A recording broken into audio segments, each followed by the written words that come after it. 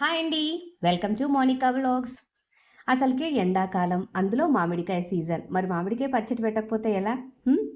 మరి సింపుల్గా అలా 1, 2 కాయలతోటైనా చేసేసుకుందాము. ఓకే.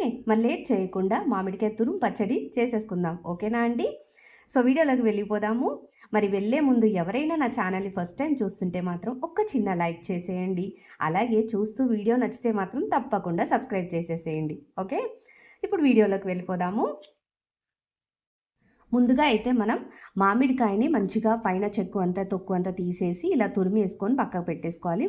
నేనైతే చాలా చిన్న క్వాంటిటీ చేస్తున్నానండి. సో నాకైతే ఇది 1 కప్పు వరకు అయిపోయింది మామిడి తురుము అనేది. ఓకే. సో నెక్స్ట్ ప్రాసెస్లోకి వెళ్ళిపోదాము.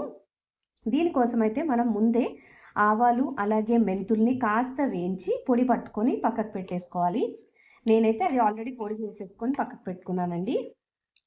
సో మనకి పచ్చళ్ళకి ఉంటుంది కదా ఆవాలు మెంతుల పొడి, ముందే చిన్నగా డ్రై రోస్ట్ చేసేసుకొని అలా పొడి చేసేసుకొని పక్కకు పెట్టేసుకోవాలి. పోపు కోసం మనమైతే ఇలా ఒక ప్యాన్ కానీ ఏదైనా చిన్న కడాయి ఇలాంటిదైనా తీసేసుకొని, మనకి 1 కప్పు అయింది కదండి తురుము, మామిడికాయ తురుము. సో పావు కప్పు వరకు ఆయిల్ తీసేసుకోవాలండి. సో ఇది చిన్న క్వాంటిటీలో చేస్తున్నాం కాబట్టి మనము తక్కువగానే అన్ని తక్కువగానే తీసేసుకుంటున్నాము. మీరు ఒకవేళ ఇంకా ఎక్కువ చేసుకుంటే మాత్రం డబల్ చేసేస్తూ ఉండండి అంతే. ఆయిల్ కొంచెం వేడైందండి, మరీ ఎక్కువ వేడవ్వాల్సిన పని లేదు. ఇప్పుడు ఇందులోకి కొంచెం ఒక 1/2 టీ స్పూన్ అలా ఆవాలు యాడ్ చేస్తున్నాను. అలాగే కొంచెం 1/2 టీ స్పూన్ జీలకర్ర కూడా యాడ్ చేస్తున్నాను.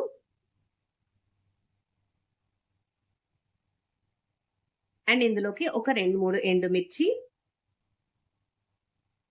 కొంచెం వెల్లుల్లి రెబ్బలు ఒక 2, 3 అలా తీసేసుకుంటున్నానండి.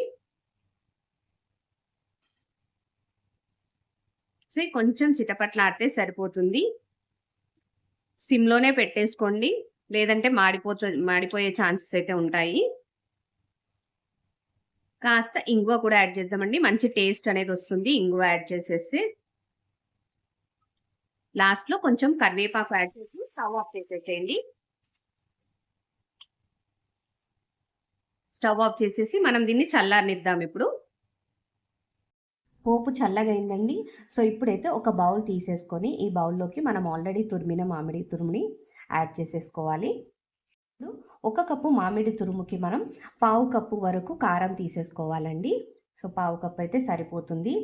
అండ్ ఇందులోకైతే సాల్ట్ ఈ పావు కప్పు కన్నా హాఫ్ చేసేసుకోవాలి. ఓకే. పావు కప్పులో సగం తీసేసుకోవాలండి. ఏ దాంతోటైతే కొలిసామో మనం అదే కటోరతోటి కానీ అదే కప్ తోటి కానీ కొలిస్తే మనకి మెజర్మెంట్స్ అయినా పచ్చడైనా పర్ఫెక్ట్గా అవుతుందండి. సో ఇలా సాల్ట్ కూడా కారంలో హాఫ్ తీసేసుకుంటున్నాము. సో ఇది సుమారుగా ఒక 1 టీ స్పూన్ అలా అయిపోతుంది.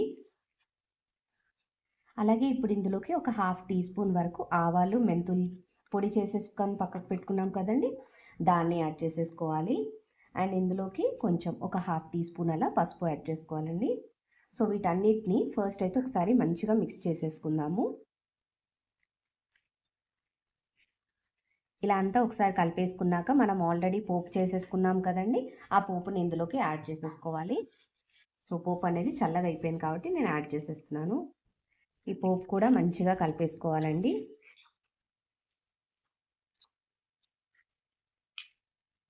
అంతే అండి. ఇలా అంతా కలిసేసాక దీన్ని ఒక 3 to 4 అవర్స్ అలా పక్కకు పెట్టేసేసుకుందాము. ఆ తర్వాతకి వేడి వేడి అన్నంలోకి తింటే సూపర్బ్గా ఉంటుంది. మీకు ఏమైనా సాల్ట్ కావాలంటే మాత్రం ఆ టైంలో అడ్జస్ట్ చేసేసుకోవచ్చండి. ఇది ఇంకా కాస్త ఊరుతున్న కొద్దీ మనకి 1 డే 2 డేస్ అలా డేస్ గడుస్తున్న కొద్దీ చాలా అంటే చాలా టేస్టీగా ఉంటుందండి. వేడి అన్నంలోకైనా అలాగే ఏ బ్రేక్ఫాస్ట్లోకైనా ఈజీగా అయిపోతుంది. మన రెసిపీ నచ్చిందని అనుకుంటున్నాను. నచ్చితే మాత్రం తప్పకుండా నా వీడియోని లైక్ చేయండి, షేర్ చేయండి. అలాగే నా ఛానల్ని కూడా సబ్స్క్రైబ్ చేసేయండి. Thank you for watching. Have a nice day.